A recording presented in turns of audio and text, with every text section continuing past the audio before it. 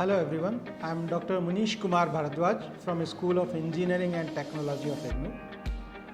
Now we will discuss about special concretes, and it is the second video on special concretes. In first video we discussed about lightweight aggregate concrete. Here in this video we will discuss about the aerated concrete, no fines concrete, high density concrete and fiber reinforced concrete. So let us begin with aerated concrete. Aerated concrete is another type of lightweight concrete. Aerated concrete is also referred to as gas concrete, foam concrete and cellular concrete. It is not a concrete in the true sense, as it is only a mixture of water, cement and finely crushed sand. The popular trade names used for aerated concrete in India are Siporex, Salcrete and Vayutan. So how it is manufactured? There are two basic methods for manufacturing of this concrete. First is by formation of gas known as gas concrete. Second one is by mixing preformed stable foam with slurry. So these are the two methods. Now let us see gas concrete. This concrete is obtained by generating a gas in fresh mortar by a chemical reaction so that it contains large number of gas bubbles on setting. Finely divided aluminum powder is most commonly used, which on reaction with calcium hydroxide liberated during the hydration process gives out hydrogen gas, resulting in a cellular structure. This method is very popular in large scale manufacture of aerated concrete in factories where the whole process is mechanized and products are autoclaved, that is subject to high pressure steam curing. Let us see foam concrete. In this concrete, preformed stable foam is mixed with cement and crushed sand slurry, which on setting and hardening results in cellular structure. Sometimes foam giving agents like resin soap are used to obtain foam effect in the concrete when mixed at high speed. Let us see the properties. Aerated concrete is light in density. Its density varies from 300 kg per meter cube to 800 kg per meter cube. Due to aeration, it gets more voids. Means it has large number of voids. Aerated concrete has a good insulation property. Because of these voids, the aerated concrete has good insulation property. Lower density grades are used for insulation purpose. Medium density grades are used for manufacture of building blocks and load bearing walls. Higher density grades are used in manufacture of prefabricated structural members in conjunction with steel reinforcement. Now let us see no fines concrete. In this method of producing lightweight concrete, the fine aggregate fraction is omitted in concrete making. Generally, single sized coarse aggregate of size passing 20 mm and retained on 10 mm sieve is used. The aggregate cement ratio varies from 6:1 to 10:1. The water cement ratio for satisfactory consistency varies between a narrow range of 0.38 to 0.52. No standard method like slump test or compacting factor test is available for testing consistency of no fines concrete. A visual examination can be the best guide for this purpose. Simple rodding is sufficient for full compaction of such concrete. Due to point-to-point contact of particles, no fines concrete does not give appreciable side thrust to the side of formwork.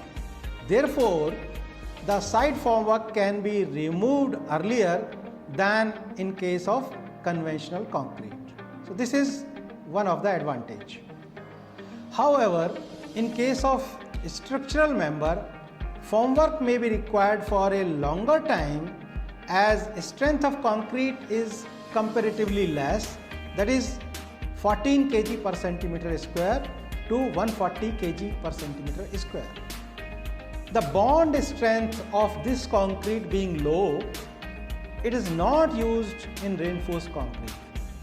But in case reinforcement has to be used, then improve bond by smearing reinforcement with cement paste. So this is the method by increasing the bond strength. The density of this concrete with conventional aggregate could be about 1600 to 1900 kg per meter cube, but with lightweight aggregate it may be about 360 kg per meter cube. Let us see drying shrinkage. In no fines concrete, the drying shrinkage is comparably lower in relation to conventional concrete. This is because only a very thin layer of paste exists between aggregates which have point-to-point contact.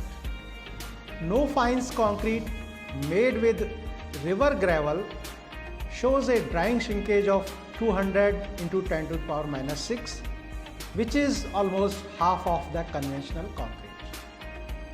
Rate of drying shrinkage is much higher.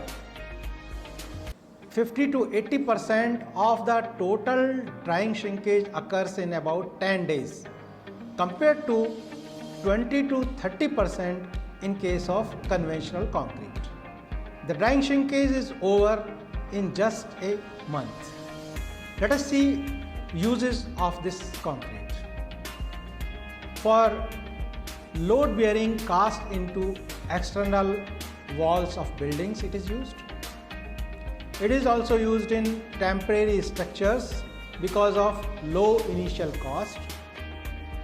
It is used for heat insulation in external walls.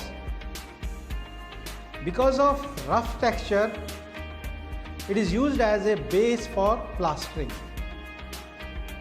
Architects find it an attractive construction material, so it is widely used. Because of low capillary action on account of large voids, it is ideal for use in walls on the rain bearing side. Now let us see high density concrete. The advent of nuclear energy industry posed a challenge to the concrete technologies. The large scale production of penetrating radiation and radioactive materials as a byproduct in nuclear reactors and allied activities requires a shielding material for protection of operating personnel. The effectiveness of radiation shielding quality of concrete can be improved by increasing its density. Another property of high density concrete is its structural strength even at high temperatures. Means it maintains its structural strength at high temperature also. Now let us see how high density concrete is manufactured. The high density can be achieved by using aggregates whose specific gravity is more than 3.5. Some of these are barite, magnetite, ilmenite, limonite, hematite, etc. Steel and iron aggregates in the form of shots, punching scrap are also available as heavyweight aggregates. In general, heavyweight aggregates should be clean, strong, inert and free from deleterious material. The heavier the aggregate, the better capacity it has to absorb gamma rays and fast neutrons. The desired increase in hydrogen content to slow down fast neutrons can be accomplished by use of hydrous ores like limonite, goethite and serpentine. To achieve high density and high strength concrete, control on water cement ratio is very necessary together with admixtures, vibrators and quality control. There is a tendency for segregation because of high density of aggregates. This is avoided by using replaced aggregate method of concreting.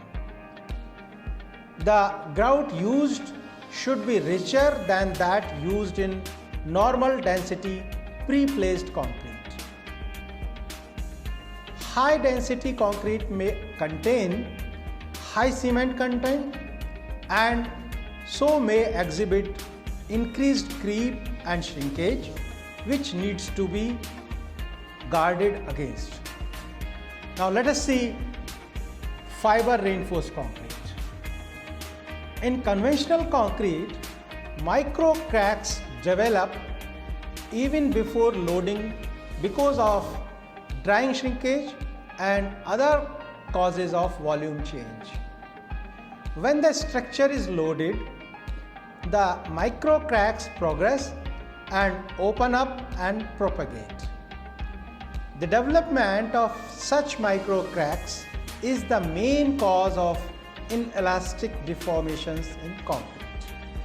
Addition of small, closely spaced and uniformly dispersed fibers to concrete substantially improves its static and dynamic properties. Those fibers offer increased resistance to crack growth through a crack arresting mechanism, thus improving its tensile strength and ductility of concrete. Fiber reinforced concrete may be defined as a composite material consisting of mixture of cement, mortar or concrete and discontinuous, discrete, uniformly dispersed fibers. It is important to note that continuous meshes, woven fabrics and long wires or rods are not considered to be discrete fibers. Now let us see what are different type of fibers that are used in this type of concrete. A fiber is a small discrete reinforcing material produced from steel or plastic or glass or natural materials in various shapes and sizes. A convenient numerical parameter describing a fiber is its aspect ratio, which is defined as the fiber length divided by an equivalent fiber diameter. Typical aspect ratios range from 30 to 150 for length dimensions of 0.1 to 7.62 centimeters. Round steel fibers are produced by cutting or chopping wire, having diameters generally between 0.25 to 0.76 mm. Now let us discuss about the steel fibers. Steel fibers have been the most popular and extensively used in overlays of roads, pavements, airfields, bridge decks, thin shells and floorings subjected to wear and tear and chemical attack. The main problems encountered in the use of steel fibers is the tendency of the fibers to ball or cling together during mixing. This leads to non-uniform dispersion of fibers with consequent reduction in the strength of concrete. Now let us see glass fibers. Glass fibers are produced in three basic forms. Number one, rovings. Second is strands. Third one is woven or chopped strand mats. Major problem in their use are breakage of fibers and the surface degradation of glass by high alkalinity of hydrated cement paste. However, alkali resistant glass fibers are available now. The fiberglass reinforced concrete has good resistance to thermal shock and fire also. Now let us discuss about the plastic fibers. Fibers such as nylon, polypropylene and polyethylene have high tensile strength but low Young modulus, thus inhibiting any reinforcing effect. But due to their high ultimate elongation, their addition to the concrete results in 10 to 25 times higher impact strength. The most extensive use of polypropylene fibers is in concrete pile shells and also used under the name Carrycrete in cladding panels and non-load bearing sections. Now let us discuss carbon fibers. These fibers possess high tensile strength and Young modulus both. The modulus of rupture of an aligned carbon fiber reinforced cement composite with 8% fiber volume can be as high as 1623 kg per centimeter square. The composite possesses high fatigue resistance. The use of carbon fibers in structural engineering is certainly progressing. Now let us discuss about mineral fibers. Asbestos fiber has proved to be the most successful fiber which can be mixed with Portland cement. The composite has considerably high flexural strength. The maximum length of asbestos fiber is 10 mm, but generally fibers are shorter than this. Now let us see the effect of fiber characteristics on this concrete. Let us first look at the relative fiber matrix stiffness. For efficient stress transfer, it is essential that the modulus of elasticity of matrix should be much lower than that of fiber. Therefore, fibers possessing low modulus of elasticity such as nylons and polypropylene though impart less strength improvement but helps in absorption of large energy, therefore impart greater degree of toughness and resistance to impact.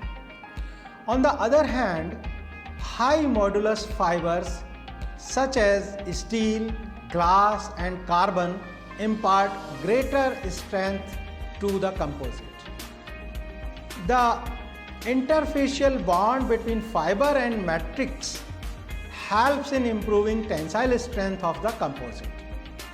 This could be improved by larger area of contact, by improving the frictional properties, by improving the gripping power of treating steel fibers with sodium hydroxide or acetone, by surface coating, using zinc or brass, and by using crimp, twisted or indented fibers.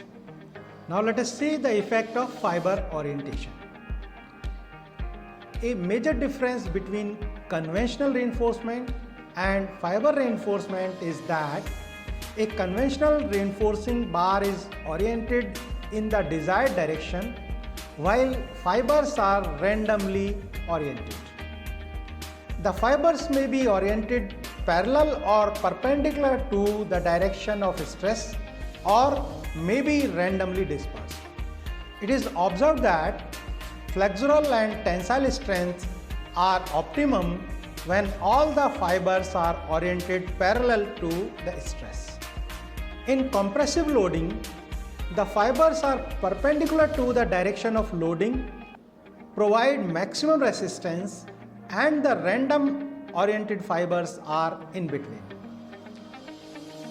Orientation of fibers is greatly affected by the mode of vibration. There is a tendency for the fibers to get aligned in a plane perpendicular to the direction of vibration. Now let us discuss effect of volume of fibers. The strength of fiber reinforced concrete depends on the quantity of fibers used in it. The ultimate strength and toughness are a linear function of volume percentage of fibers. However, the increase in toughness is more significant than the tensile strength. Use of higher percentage of fibers than a certain critical volume is likely to cause balling, segregation, and harshness of concrete, resulting in decrease in strength. Now let us discuss the effect of aspect ratio of the fibers. Aspect ratio has considerable influence on ultimate strength of concrete. Strength increases linearly with aspect ratio up to 75. Aspect ratio and fiber volume are interdependent. An increase in any one of them beyond a critical value will result in agglomeration or balling or concentration of fibers in one place, thus resulting in non-uniform distribution and fall in strength. Now let us discuss the effect of coarse aggregate. In general, the addition of coarse aggregate to a steel fiber reinforced composite containing cement mortar results in a decrease in first crack and ultimate strength of composite. Generally, 10 mm aggregate size is used to overcome this tendency. In effect, fibers also act as aggregate. The interparticle friction between the fibers and between fibers and aggregates controls the orientation and distribution of the fibers and consequently the properties of the composite. Now let us see the effect of fibers on workability of this concrete. Incorporation of steel fibers decreases the workability and hence the consolidation of concrete. It also results in balling and segregation. A steel fiber content in excess of 2% by volume and an aspect ratio of more than 100 are difficult to mix. Now, typical fiber reinforced concrete mix proportions are given here for your easy reference. In such type of concrete, cement content used is 325 to 500 kg per meter cube. Water cement ratio is generally 0.4 to 0.6. Percentage of sand in relation to the total aggregate is 50 to 100%. Maximum size of aggregate used is generally 10 mm. Air content is 6 to 9% and fiber volume used is 0.5 to 2.5% by volume of the mix. Now let us see the applications of fiber reinforced concrete. First application is in pavements. The most extensive use of steel fiber reinforced concrete has been for pavements and overlays to take advantage of increased strength, reduced cracking and thickness reduction. Another application is in wearing surface to existing bridges. This concrete has been used as a wearing surface to existing bridges in areas especially troubled by the degradation caused through a differential movement created by salting and the abrasion generated by studded tires. It is also used to reduce deflection of lightweight aggregate beam. Due to addition of fibers to beams, the deflection reduces, thus enabling its use in structural components. Another application is in blast resistant structures. The design of blast resistant structures made from concrete should be able to resist the blast induced pressure wave. The blast wave will cause complex stressing of the structure in compression, tension and shear. Fiber reinforcement in conjunction with conventional forms of reinforcement might provide the necessary strength, making use of its properties of isotropic reinforcement, action of fibers and ductility. Now let us see glass fiber reinforced cement. The glass fiber reinforced cement has been used in cladding panels, window frames, manhole covers, retaining walls, pressure pipes, decorative grills, sunbreaker, bus shelter and park benches. Glass fiber reinforced cement made sections could possess thickness of 3 to 12 mm only. Means these are very thin sections. Now let us see the use in floor units. Carbon fiber possesses strength and stiffness of high tensile steel but is only 1/5 of its weight and is immune to corrosion and chemical attack.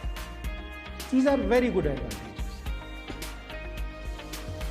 The carbon fiber cement is considered ideal for precast flooring, hollow floor planks and shells. So this way, in this video we discussed about aerated concrete, no fines concrete, high density concrete, fiber reinforced concrete, and we saw their properties and their uses in our construction. In our next video, we will discuss another type of special concrete, that is polymer concrete. So thank you for watching.